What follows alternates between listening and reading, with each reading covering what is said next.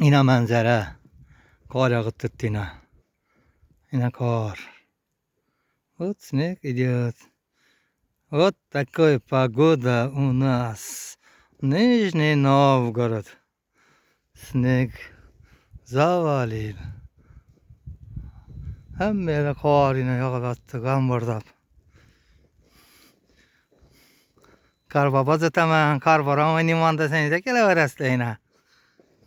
Çek pagoda var mı?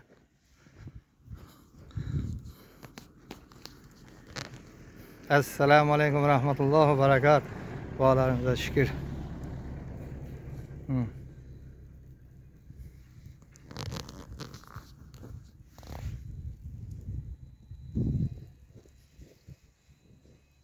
Yine. İranlı maşillarına tavara yattırdılar. Meyilli yine.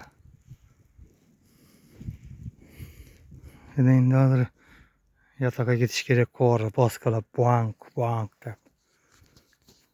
Вот, на тропинку идем, на общагу.